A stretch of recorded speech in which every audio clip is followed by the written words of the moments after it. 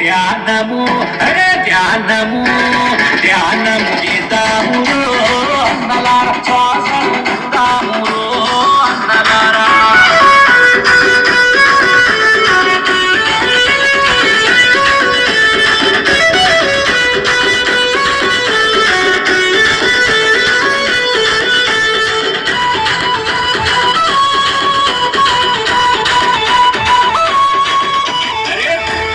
ధ్యానమంట పొద్దుగూకి ధ్యానమంట అమావాస్య ధ్యానమంట పున్నమి పున్నమి ధ్యానమంట ధ్యానము అరే ధ్యానము ధ్యానము చేద్దాము అన్నలార శ్వాసము ఉందాము అన్నలార ధ్యానము చేద్దాము అన్నలార శ్వాసము ఉందాము అన్నలార కాడ ధ్యానమంట పొలము కాడ ధ్యానమంట ధ్యానము అరే ధ్యానము ధ్యానము చేద్దాము అన్నలార శ్వాసము ఉందాము అన్నలారా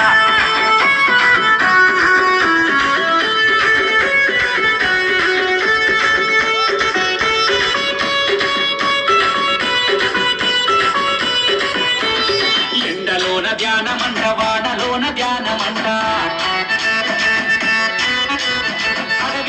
ధ్యానమంట పిరమిడిలోన ధ్యానమంట ఈడనైనా ఈడనైనా ఈడనైనా ధ్యానమంటరు అన్నలార ఎప్పుడైనా ధ్యానమంటరు అన్నలార ధ్యానము చేద్దాము అన్నలార శ్వాసను పడుదాము అన్నలార శ్వాస అంటే ప్రాణమంట ప్రాణమంటే శక్తి అంట శక్తిని శక్తిని శక్తిని పెంచాలి అన్నలార శ్వాసను పడుదాము అన్నలార ధ్యానము చేద్దాము అన్నలార శ్వాసను పడుదాము అన్నలార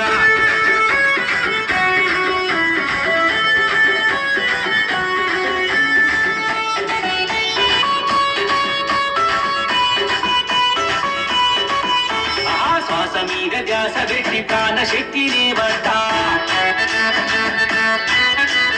శ్వాస మీద ధ్యాస పెట్టి ప్రాణ శక్తిని బట్ట పెయ్యంత పెయ్యంత పెయ్యంత బాగా ఏరో అన్నలార మనసంతా ఏరో అన్నలార ధ్యానము చేద్దాము అన్నలార శ్వాసను పడుదాము అన్నలారా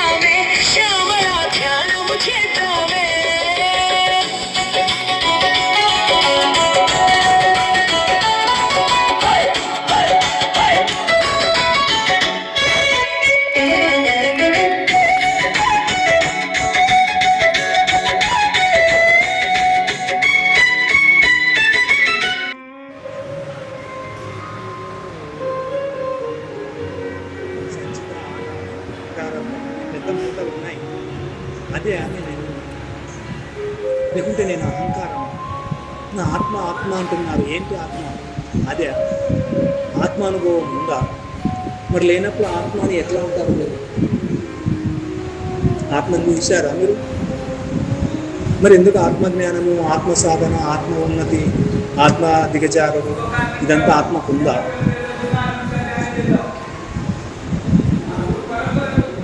అప్పుడు మన అహంకారం ఏడ ఉందనేది తెలుస్తుంది. మనం అహంకారంతోనే ఉన్నామా, అహంకారం వదిలేసి ఉన్నామా?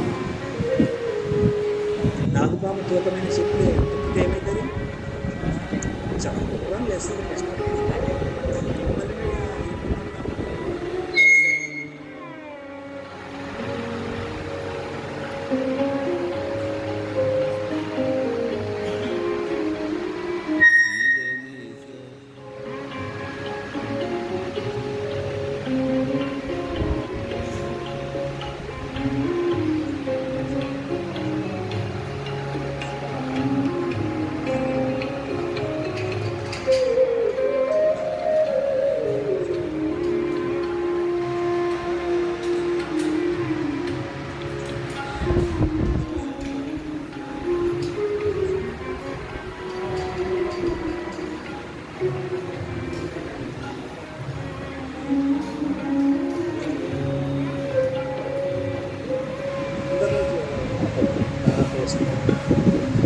ఇంకా కొంచెం ఎక్కువ చెప్పాను కదా, నేనని నేనని నేననే అహంకారం ఎక్కువ నాకు, కానీ ఆయనలో లేదు, ఎన్నడూ చూడలేదు. 97 నుంచి 2015 వరకు ఎన్నడూ ఆయనలో అహంకారం. టీ తాగుదమ్మా సార్, సిగరెట్ తాగుదమ్మా సార్, అది అహంకారం అవుతుందా? తాగుదమా సార్, ఆయన పర్మిషన్ అడిగినట్టు. మళ్ళీ అంత జ్ఞానం ఉంది, అంత సిద్ధులు ఉంది, అంత తరడై ఉంది సార్, తాగుదమ్మా సార్. కనపడుతుందా అక్కడ అహంకారం? హ్యాపీనా సార్ సార్ అని బోధిస్తుంది. మళ్ళీ అది ఎప్పుడు మనం వింటిమి వదులుతుంది, వింటిమి వదులుతుంది. ఇక్కడెక్కడ శ్రవణ మనన నిధిధ్యాసన సాక్షాత్కార. సాక్షాత్కార చెప్పలేదన్నందుకు మేడం, సాక్షాత్కారం అంటే దేవుడి గురించి విన్నావు, దేవుడు కనపడాలి, దేవుణ్ణి చూడాలి, అది సాక్షాత్కారం. అది చెప్పేవాడు దేవుడి గురించి చెప్పింటాడు, ఇట్లుంటాడు ఇట్లుంటాడు, ఇది దైవత్వం అని.